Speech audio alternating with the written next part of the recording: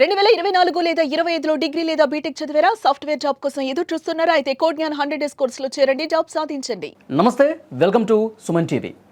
ప్రేమ బంధం పెళ్లికి దారి తీయని పక్షంలో వాళ్ళ మధ్య ఉన్న భేదాభిప్రాయాలు వస్తే అమ్మాయి అబ్బాయి మీద అత్యాచారానికి సంబంధించిన కేసులు పెట్టేస్తోంది. చాలామంది మగవాళ్ళు జైలు పాలై వాళ్ళ జీవితమే కోల్పోయినటువంటి పరిస్థితి ఉంది. సో ఇలాంటి కేసుల్ని సుప్రీంకోర్టు చాలా సీరియస్గా తీసుకుంది. ఇలాంటి వాటిల్లో అత్యాచారం చెల్లదు అని చెప్పి చాలా స్పష్టమైనటువంటి ఆదేశాలు ఇచ్చిన పరిస్థితి ఉంది. సో సుప్రీంకోర్టు ఇచ్చినటువంటి ఈ డైరెక్షన్ గురించి మనం మాట్లాడదాం. ప్రస్తుతం నాతో పాటు స్టూడియోలో ఉన్నారు సామాజికవేత్త, ప్రముఖ సైకాలజిస్టు యమునా పాఠక్ గారు. మేడంతో మాట్లాడదాం. మేడం నమస్తే. మేడం, ఈ మగవాళ్ళు చాలామంది కూడా అత్యాచారం కేసులు ఎదుర్కొని చాలా కాలం పాటు జైలులో మగ్గిన పరిస్థితి. సుప్రీంకోర్టు అసలు ఈ డెసిషన్ ఎప్పుడో తీసుకోవాల్సి ఉందని కూడా చర్చ వినిపిస్తూ ఉంది. ఎందుకంటే వాళ్ళు కొన్ని రోజుల పాటు కలిసే ఉంటారు, సహజీవనం చేస్తారు, అంతా బాగానే ఉంటుంది. ఏదో ఒక విషయంలో భేదాభిప్రాయాలు వస్తే వెంటనే ఏమై నన్ను వాడుకున్నాడని చెప్పు, లేకపోతే శారీరకంగా ఇబ్బంది పెట్టాడని చెప్పు అత్యాచారం కేసులు పెడతా ఉన్నారు. సో ఇది కరెక్ట్ కాదని చెప్పి సుప్రీంకోర్టు ఇప్పుడు చెప్పింది. ఎలా చూస్తారు ఈ డైరెక్షన్? నమస్తే అండి. ముందుగా ఇలాంటి అంశాల్లో ఈ మధ్య కాలంలో అంటే మామూలుగా గతంలో మనం చూస్తుంటే సెక్షన్ 498A అనేది మనం వాడుకలో చూస్తూ ఉన్నాం. ఇది చాలా బలమైన చట్టం. అంటే యూజువల్గా చట్టాలు మరి మహిళలకు చట్టాలు ఎందుకు వారికి మహిళలకు రక్షణ కల్పించడానికి చాలా చట్టాలు మనకి అమల్లోకి వచ్చాయి. కానీ కాలక్రమేణా మీరు చూస్తుంటే ఈ మధ్య కాలంలో పెరుగుతున్న ఒక ధోరణి అంటే మగవాళ్ళని కూడా అంటే ఒక ఫేక్ వాటిల్లో కూడా వీళ్ళని ఇరికించడము. సో ఇటువంటి కొన్ని చట్టాలు ఏవైతే కొన్ని బాగా కఠినమైన చట్టాలు ఏవైతే ప్రముఖంగా మనం చూస్తున్నాం ఈ మధ్యకాలంలో, ఆ మధ్యకాలంలో కూడా 498 అంటే ఏదైతే డౌరీ హెరాస్మెంట్, డొమెస్టిక్ వైలెన్స్, ఇటువంటివన్నీ కూడా ఈ క్రూయాలిటీ అగేన్స్ట్ విమెన్, అన్ని forms of abuse, verbal abuse, physical abuse, మరీ ముఖ్యంగా physical abuse, so and mental abuse కూడా. సో ఇటువంటివన్నిటికి కూడా తీవ్ర స్థాయిలో ఎదుర్కొన్నప్పుడు మహిళలకు రక్షణ కల్పించడానికి ఇటువంటి చట్టాలన్నీ వచ్చాయి. కానీ కాలక్రమేణా ఏమైపోయిందంటే దాన్ని దుర్వినియోగం కూడా మనం చూస్తూ ఉన్నాం. అంటే కొంతమంది కేసులు ఎక్కువైపోతా ఉన్నాయి. ఎగ్జాక్ట్గా ఇప్పుడు ఇది చాలా క్లిష్టమైన పరిస్థితి. ఈవెన్ సుప్రీంకోర్టు మీరు తీసుకుంటే ఈ మధ్య కాలంలో మీరు 2024, 2025 మధ్యలో కూడా సుప్రీంకోర్టు చాలా మన కేసెస్ ముందు చూస్తుంటే ఒక చిన్న కేసు గురించి మీకు చెప్తారు. Rajesh Chadda versus state of Uttar Pradesh 2025 INSC 671. ఇందులో ఏంటంటే ఈ తీర్పులో సుప్రీంకోర్టు మరోసారి హెచ్చరించింది. ఏమని? మ్యాట్రిమోనియల్ డిస్ప్యూట్స్లో 498 వంటివి బాగా పరిశీలించాలి అని చెప్పింది. ఎందుకనంటారు? మరీ ముఖ్యమైన ఏంటంటే స్పష్టమైన ఎలిగేషన్స్ ఉన్నప్పుడు కాంక్రీట్ ఎవిడెన్స్ లేకుండా, అంటే ఒక నిర్దిష్టమైన కాంక్రీట్ ఎవిడెన్స్ లేకుండా వాటిని మనం వెంటనే 498 అనగానే ముందైతే పోలీసు FIR రిజిస్టర్ చేయాలా, కేసు దర్యాప్తు జరుగుతుంది. ఒకప్పుడు 498 అనగానే నాన్ బెయిలబుల్, వెంటనే కూడా అరెస్ట్ చేసేసి వాళ్ళకి సంబంధించిన రిలేటివ్స్ కావచ్చు, ఇన్లాస్ కావచ్చు, ఎవరైతే ఆ మహిళ ఆరోపించిన వ్యక్తులందరూ కూడా లోపలికి వెళ్ళిపోయేవాళ్ళు. తర్వాత కాలక్రమేణా కూడా రిలాక్సేషన్స్ అనేది కొన్ని కేసుల, ఇప్పుడు ఇందాక మీరు అన్నట్టుగా కొన్ని ఫేక్ కేసుల వల్ల కూడా, కొన్ని ఫేక్ ఇటువంటివి రిజిస్టర్ అవడం వల్ల కూడా కొన్ని పరిశీలనాత్మకంగా కూడా సుప్రీంకోర్టు కొంత ఆలోచించి ప్రైమరీ ఇన్వెస్టిగేట్ చేయట్లేదు. ఎక్కడ కూడా ఎవరైనా వచ్చి కంప్లైంట్ చేసేస్తే వెంటనే ఆ 498 పెట్టేస్తా ఉన్నారు. ఎగ్జాక్ట్లీ. అందుకనే కొన్ని కీలకమైన పరిణామాలు ఈ మధ్య కాలంలో సుప్రీంకోర్టు చూడడం మనం చూస్తున్నాం. అందుకే ఇప్పుడు మీతో చెప్పింది.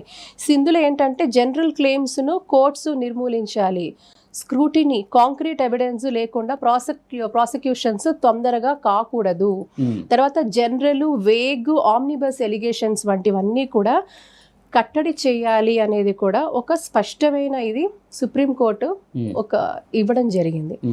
ఇందులో ఏంటంటే మనకి వెంటనే ఇప్పుడు మీరు ఇందాక అన్నట్టుగా వెంటనే వాళ్ళని లోపల వేసేయడం, వాళ్ళ మీద ఇవన్నీ కూడా కాకుండా ఒక ప్రాపర్గా కూడా నిర్ధారించి పూర్తి కాంక్రీట్ ఎవిడెన్స్తో, ప్రాపర్ ఎవిడెన్స్తో ఇవన్నీ కూడా తీసుకొని అబ్జర్వ్ చేసి వీటన్నిటినీ కూడా సరిగ్గా పరిశీలించి ఒకవేళ గిల్ట్ ఉంది అని ప్రూవ్ అయితే తప్పకుండా వాళ్ళకి శిక్షలు పడేటట్టుగా కూడా మనకి చట్టాలు మహిళలకి, తర్వాత పోలీస్ స్టేషన్లో కూడా వాళ్ళు ఇన్వెస్టిగేట్ చేసేవాళ్ళు కూడా మహిళల పక్షపాతం నిలుస్తున్నారు, మగవాళ్ళకి బాగా అన్యాయం జరుగుతుంది అన్న వాదన చాలా ఎక్కువగా ఉంది. ఏమంటారు? ఇప్పుడు చూసారా, న్యాయం అనేది ఎవరికైనా ఇర్రెస్పెక్ట్ ఆఫ్ జెండర్, ఆడవాళ్ళకైనా మగవాళ్ళకైనా, మరీ ముఖ్యంగా ఆడవాళ్ళ మీద జరిగే నేరాలు ఘోరాలు ఈ రోజుకి ఎక్కువ శాతమే ఉంది. కాబట్టి మనకి చట్టంలో అయినా మన ఉన్నత న్యాయస్థానాలైనా కూడా ఎక్కువ ప్రాముఖ్యత అనేది మహిళలకు ఇవ్వడం మనం చూస్తూ ఉన్నాం.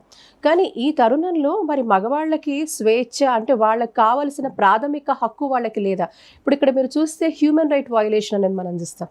మనం జెండర్ జస్టిస్ అని మాట్లాడుతున్నాం, జెండర్ ఈక్వాలిటీ అని మాట్లాడుతున్న టైంలో ఏంటంటే మరి మగవాళ్ళు కూడా సఫరర్స్గా ఉన్నప్పుడు, ఇటువంటి ఫేక్ ఎలిగేషన్స్ వాళ్ళ మీద మోపబడినప్పుడు వాళ్ళకి జరుగుతున్న మానసిక సంఘర్షణ కావచ్చు, వాళ్ళ సమాజంలో వాళ్ళు ఎదుర్కొంటున్న అనేక ఎందుకంటే సమాజంలో వాళ్ళని ఒక దోషిగా చూసే ఒక పరిణామము వాళ్ళ మీద, తద్వారా తన మీద తన కుటుంబాన్ని మీద ఒక సంఘర్షణ, ఒక డిప్రెషన్ అనేది మనం చూస్తూ ఉంటాం. ఆ స్ట్రెస్ అనేది ఆ ఫ్యామిలీస్ లో మనం చూస్తూ ఉంటాం.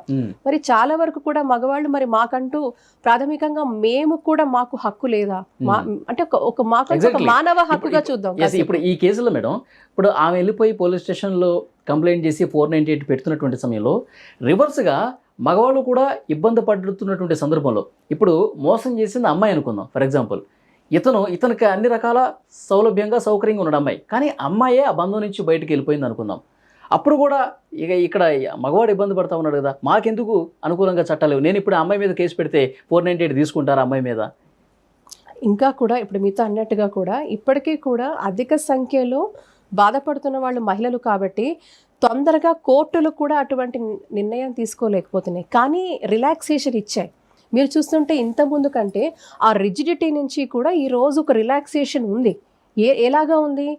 వెంటనే కాకుండా పూర్తిగా పరిశీలనాత్మకంగా కూడా మీరు ఏదైతే ఒక అలిగేషన్ మోపబడిందో దాన్ని పూర్తిగా విచారించండి అని ఆదేశాలు ఇచ్చింది సుప్రీంకోర్టు. మీరు పూర్తి ఆధారాలు సేకరించండి, పూర్తి ఎవిడెన్సెస్, కాంక్రీట్ ఎవిడెన్సెస్ అనింది. ఓకే, మీరు ప్రూవబుల్ ఎవిడెన్సెస్.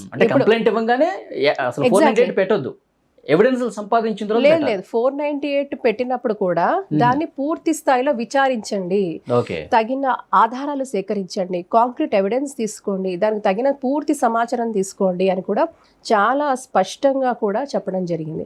సో తద్వారా ఏమవుతుందంటే until and unless if at all అది ఫేక్ అని ప్రూవ్ అయితే అలా కొట్టిపారేసిన కేసులు కూడా ఉన్నాయి. అంటే కోర్టు వరకు కూడా ఒక కాంక్రీట్ ఎవిడెన్సెస్ చూపించలేకపోతే, అది ఫేక్ అని తెలిసిన తర్వాత ప్రూవ్ చేయగలిగితే, చట్టపరంగా ప్రూవ్ చేయగలిగితే, అట్లాంటివి కూడా వాటి నుంచి విరమణ కూడా పొందిన పరిస్థితులు మనం చూస్తాం. ఇలాంటి ఫేక్ కేసులు పెట్టే వాళ్ళ వల్ల జెన్యూన్ గా బాధపడుతున్న వాళ్ళు, జెన్యూన్ గా ఇబ్బందులు ఎదుర్కొంటున్న వాళ్ళు కూడా ఆ కోవకే లెక్కగట్టే ప్రమాదం ఉంది. నేనైతే ఒకటి స్పష్టంగానండి, నేను స్త్రీని అయినప్పటికీ కూడా ఒక మాట చెప్పాల్సిన అవసరం ఏంటంటే, మనం డెఫినెట్గా ఇది ఒక మానవ హక్కుగా చూడాల్సిన అవసరం ఉంది. ఎందుకంటే సరే ఎక్కువ శాతం మహిళలు సఫర్ అవుతున్న పరిస్థితి ఈ రోజుకి ఉన్నప్పటికీ కూడా మగవాళ్ళు కూడా, వాళ్ళది కూడా ప్రాణమే, వాళ్ళకి కూడా జీవించే హక్కు ఉంది, వాళ్ళకి కూడా డిగ్నిటీ ఇవన్నీ కూడా ఉన్నాయి, వాళ్ళకి రైట్స్ ఉన్నాయి, ఫ్రీడమ్ ఉంది. మగవాడిని అకారణంగా కూడా హింస, ఎటువంటి హింస అయినా, మళ్ళీ చెప్తున్నాను, అబ్యూజ్ అనేది, హింస అనేది కేవలం ఆడవాళ్ళకే వర్తించదు. When you talk about human right violation మాట్లాడుతున్నప్పుడు మగవాడికి కూడా మానసికంగా, శారీరకంగా, నాకు తెలిసి దెబ్బలు తింటున్న మగవాళ్ళు కూడా చాలా మంది ఉన్నారు. కాకపోతే ఈ సమాజం ఈ రోజు మగవాడిని దెబ్బలు తింటున్నాను అని చెప్పడానికి కూడా మగవాడికి చెప్పే స్వేచ్ఛ లేదు. ఎందుకంటే ఎందుకంటే సమాజం పూర్తిగా కూడా ఒక ఎస్టాబ్లిష్డ్ ఫేత్స్తో, ఎస్టాబ్లిష్డ్ వీటితోనే మనకి ఆ నెరేటివ్స్తోనే నింపబడింది. అంటే మగవాడు ఏడ్చినా, మగవాడు ఏదైనా చెప్పినా, మగవాడు నాకు ఇలా అబ్యూస్కి గురవుతున్నాను అని చెప్పినా కూడా సమాజం హేళన చేస్తుందనే ఒక భయం కూడా తీవ్రంగా ఆ మగవాళ్ళని కృంగదీసే విధంగా ఉంటుంది. కాబట్టి ఇటువంటివన్నీ కూడా చాలా చాలా సున్నితమైన అంశాలు. వీటిని చాలా, అంటే నాకు తెలిసి రానున్న రోజుల్లో చట్టాలలో కూడా సవరణ జరుగుతుంది అనుకుంటున్నాను. ఎందుకంటే ఇలాంటి సెన్సిటివ్ ఇష్యూస్ కేవలం ఇందాక ఇప్పుడు అలాగే సవరణలు తీసుకొచ్చింది కదా సుప్రీంకోర్టు, జాగ్రత్తలు తీసుకోమని చెప్పింది కదా, ఒక రిలాక్సేషన్స్ అనేవి ఇచ్చింది కదా. బ్లైండ్గా కాకుండా కూడా ఆధారపూర్వకంగా కూడా ఎస్టాబ్లిష్డ్ ఫ్యాక్ట్స్తోనే కేసు బలపడే విధంగా ఎవరి సైడ్ ఉంటే వాళ్ళకి న్యాయం చేయమని సుప్రీంకోర్టు కూడా అలాంటి గైడ్లైన్స్ ఇష్యూ చేస్తూనే వస్తుంది. సో ఇక్కడ ఏంటంటేనండి, చట్టాలు న్యాయం అనేది ఒక పరిమితి. ఈరోజు సమాజంలో ఉన్న స్త్రీ పురుషులు ఇద్దరు కూడా ఎవరు కూడా ఏ ఒక్కరిలో బ్యాలెన్స్ లేకపోయినా కూడా సమాజం అనేది పూర్తిగా కుంటిపడిపోతుంది, కుటుంబ వ్యవస్థ కుంటిపడిపోతుంది, రిలేషన్షిప్స్ కుంటిపడిపోతాయి. కాబట్టి ఇక్కడ ఏంటంటే లాంగ్ రన్లో అక్కడ ఉన్న ఆడవాళ్ళు కావచ్చు, మగవాళ్ళు కావచ్చు, ఇద్దరు కూడా ఏదో రకంగా సఫరర్స్ వాళ్ళు. ఒక సైకలాజికల్గా ఆ సఫరెన్స్ అనేది వాళ్ళలో ఉంటుంది. సో ఇక్కడ ఏంటంటే ఫేక్గా ఇలా మగవాళ్ళని హింసించడం, అండ్ అన్నిటికంటే ముఖ్యం ఈరోజు ఈజీ మనీ అయిపోయింది. డబ్బు కోసం కూడా ఇటువంటివి అన్నీ చాకచక్యంగా కొంతమంది మహిళలు చేయడం అనేది మనం చూస్తూ ఉన్నాం. డబ్బు కోసం మగవాళ్ళని హింసిస్తూ వాళ్ళ మీద ఒక ఇలాంటి ఫాల్స్ ఎలిగేషన్ వేసి ఇలాంటి తప్పుడు కేసులు వాళ్ళ మీద వేయడం కూడా మనం చూస్తూ ఉన్నాం. Absolute harassment. చాలా నాకు తెలిసిన కొంతమంది, నేను నేరుగా చూసినది, దాదాపు 23 సంవత్సరాలు కలిసి ఉన్న ఇద్దరు భార్యాభర్తలు, ఆ భార్య తనకి వేరే ఒక అఫైర్ వల్ల ఈ భర్తని 23 సంవత్సరాలు ఉన్న పిల్లలు, పెద్ద పెద్ద పిల్లలు ఉన్నారు వాళ్ళు, అఫైర్ వల్ల ఆ భర్త మీద 498 అప్పుడు వేసిందండి. సో 23 సంవత్సరాల తర్వాత 498 వేసింది, దౌరీ హెరాస్మెంట్ అని. మరి మనం దీన్ని ఎలా చూస్తామంటారు? అంటే సమాజంలో ఉన్న వింత పోకడలు, మనిషిలో ఒక స్వార్థము, మనిషిలో ఒక నైతిక విలువ తగ్గడము, ఇలాంటి అనేక కోణాలు మనం చూసుకోవాల్సిన అవసరం ఉంది. మరి చట్టపరంగా దీనికి ఏమన్నా జరుగుతుందా అంటే అలాంటి సంస్కరణలు రావాలి, ప్రభుత్వాలు పూనుకోవాలి. నాకు తెలిసి ఎప్పుడైతే ఈ యొక్క సంఖ్య కూడా పెరుగుతున్న క్రమం మనం చూస్తూ ఉన్నాం. రోజు రోజుకి నాకు తెలిసి భార్యాభర్తల సంఘాలు బోల్డ్ ఉన్నాయి. ఇదే హైదరాబాద్లో ఉన్నాయి, తెలంగాణలో ఉన్నాయి, ఆంధ్రప్రదేశ్ రాష్ట్రంలో ఉన్నాయి. నాకు తెలిసి భారతదేశం అంతా కూడా భార్యాభర్తల సంఘాలు కూడా ఉన్నాయి. ఇక్కడ ఏమంటానంటేనంటే ఉన్నాయి కానీ బయటకు వచ్చి ధైర్యంగా మాట్లాడలేని పరిస్థితి ఉంది. బట్ నాకు తెలిసి వీటి మీద కూడా పటిష్టంగా ఇది ఒక హ్యూమన్ రైట్ వయలేషన్గా తప్పకుండా చూడాలి. ఎవరైతే కొంతమంది మహిళలు వాళ్ళ స్వార్థం కోసం మగవాళ్ళని, వాళ్ళ కుటుంబాలని ఇబ్బంది పెడుతున్నారో వీళ్ళకు కూడా ప్రాపర్గా అది ఒక ఫాల్స్, ఫేక్ అనేది కనుక ప్రూవ్ అయితే వాళ్ళకి చట్టపరంగా కూడా శిక్షలు పడిన రోజు ఇలాంటి ఆకృత్యాలు ఎవరైతే మగవాళ్ళ మీద జరుగుతున్నాయో ఇవి కూడా ఆగే పరిస్థితి వస్తుంది. సో చట్టాల్లో సవరణ అనేది జరగాల్సిన అవసరం ఇచ్చింది. ముందు మగాళ్ళకు కూడా కొంచెం బలమైనటువంటి, వాళ్ళకు అనుకూలమైనటువంటి చట్టాలు రావాల్సినటువంటి అవసరం ఉంది. రావాలని కోరుకుందాం. Thank you very much. Thank you.